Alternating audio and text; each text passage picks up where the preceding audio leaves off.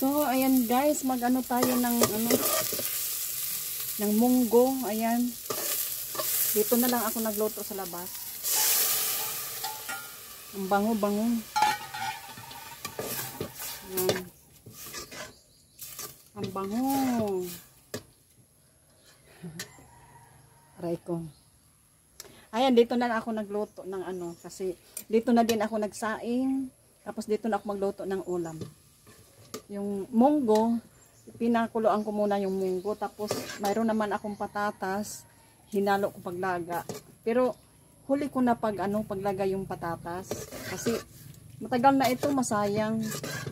Ayan, yung natin dito, yung sahog natin dito sa natin, munggo, ay mayroon akong octopus na adobo siya na octopus. Tapos nilagay ko sa freezer.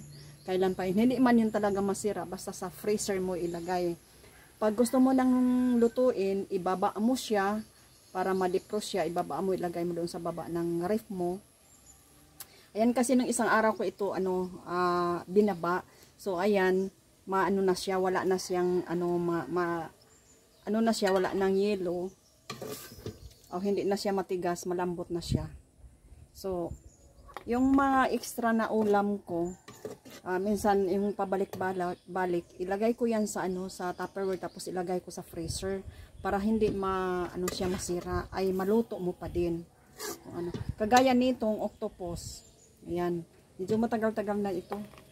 Kailan pa ito? Pero hindi naman kasi tinikman ko, hindi talaga siya tapos napakalambot na niya. Ayan.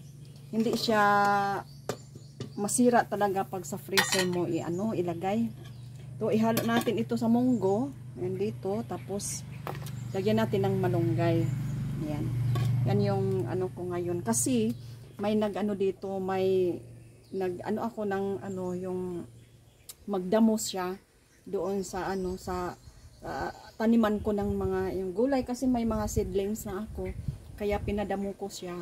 300 yung 300 daw yung isang araw. Tapos pinais na ko siya kanina. Tapos dito ko na siya pakainin. Tapos mamaya din ng mga 3 o'clock or 4 o'clock ay papaisnakin ko din siya. So yun ang hindi naman matigas yung mga damo doon. Nandoon siyang banda doon. Tapos binagyan ko siya ng tubig doon. Inano ko kasi siyempre medyo nga din kanina ulan, pero yung parang ambon-ambon lang siya, tapos nawala naman. Pero binigyan ko siya ng tubig doon para sakaling uhawin siya, mayroon siyang mainom na tubig. Kaya yun. So lagyan natin ng ng asin.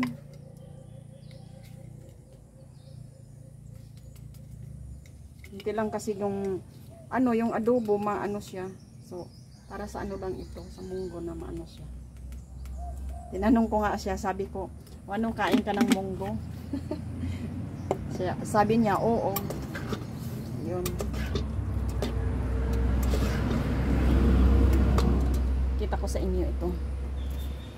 Ayan, malaking kaldero yung ito kasi lang yung mga kaldero na ginagamit ko dito na pang kahoy. Kaya dito ko nilaga, tapos dito ko na rin igisa. So ayan yung natin, yan. Lagyan ko ng patatas, hindi naman siya durog yung patatas, mas okay siya. Ayan, tapos maya natin yung octopus, tapos malunggay. Hindi ko na nahabol yung gata. Gata sana ang ko kasi mas masarap ang gata. Sarap. Kunti lang yung oil na nilagay ko. Medyo masarap siya kasi yung ginamit ko na yung ginamit ko na oil ay yung sa balat ng chicken na tinanggal ko sa yung niluto ko. Kailangan ako yung nagluto. Tapos tinanggal ko yung balat. Tapos tinanggal ko yung parang sitsaron ang ginawa ako. Tapos mayroon siyang oil. Yun ang ginisa ko. So super sarap siya. Kunti nga lang yung yung mantika. Ay, oo nga. So, hugasan ko itong bottle na mayroon oil sa chicken. Chicken oil. Ayan. Kaya natin. Dito na din kami kakain sa ano. Ayan. Dito na din kami kakain sa labas kasi medyo mas maganda. Natin. Masarap talaga siya. Chicken oil yung ano ko.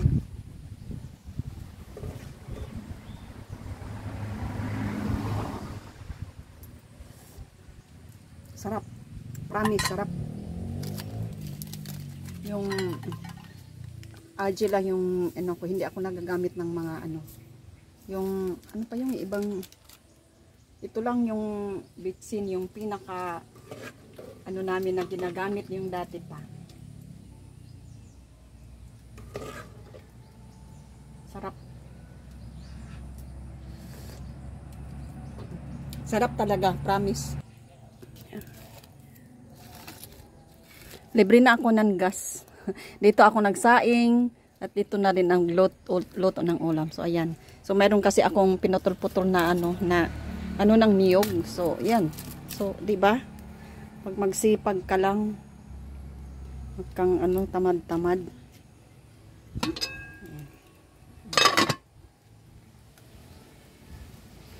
Yan yung ano natin ngayon, wither. Ayan, andoon siya doon, oh, andoon. Andoon siya banda. Yun, oh. Ano siya. Mamaya punta ako doon. Tapos, punta ako doon mamaya. So, ayan. Inano ko na yung octopus. Ayan. Ayan siya. So, ganyan lang na sabaw.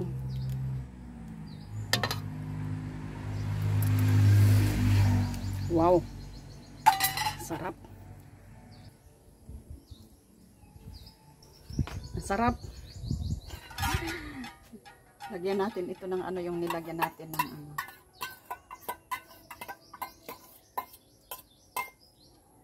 Diba? Yung makatipid-tipid ka na. Yun. Tapos mamaya ay itong malunggay. Ay, nakalimutan ko, may saluyot pala ako. Wag na lang. Ano na lang, malunggay.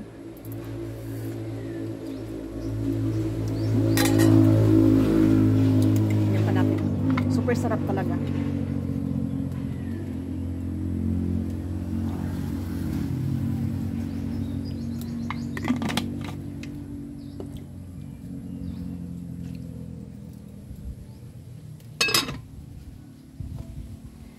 So, alam niyo kung anong ulam natin ngayon na lunch. So, maya mag-live ako. So, yun lang guys. And bye-bye. Maraming salamat. Ayan, tingnan nyo. Ano na naman yung araw. And, maliwanag na naman. Diba? Liwanag. Ay, pupunta pa pala ako doon. Diba? Pupunta pa pala ako. Basta yun yung ulam namin ngayon. So, maraming salamat talaga sa inyong suporta. Pupunta ako doon. So, ayan. Ayan, nilagay ko na yung malunggay. Napakayami. Masustansya. Ang tagal ko na din hindi nakakain ng munggo. So, yun. Tamang-tama na yung niya, yung sabaw na, yung tubig. So, yun. At ako'y pupunta ako sa kanya doon.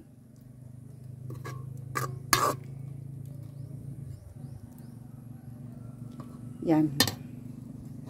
Paanohin natin yan. Kumulo na siya. Diba? Ang sarap ng ulam natin ngayon. Puntahan natin siya. Guys, puntahan natin. Ito yung ko. Natin. Dito yung ko, kangkungan niya. Yung kangkong. Sa next din na naman ako ng kangkong. Doon siya.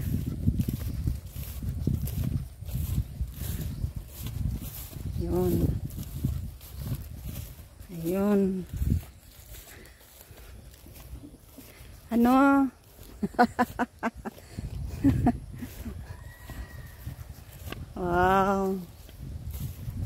Abot na to nga ni kuan.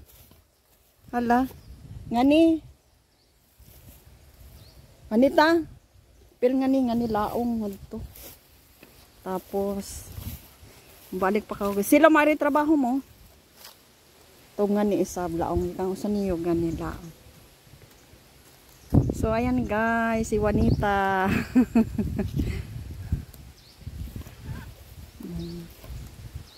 Ayan oh. Ay, talisay ba yan eh? Talisay?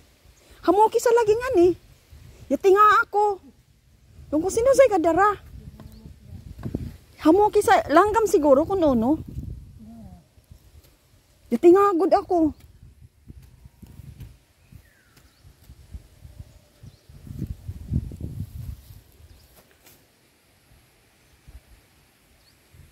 So, yun guys, yung ano, half day pa lang. Alas 11 pa, Wanit, alas 11. Maniod to kita kan, luto daan ka nato kanon. Kitara sa duha. Ayan guys, yung ano. Kasi summer na, mag tanim-tanim tayo. Dapat gadar akong posporo. Pero kaya nga basa sa. Ang kare. So, yun. Bye-bye.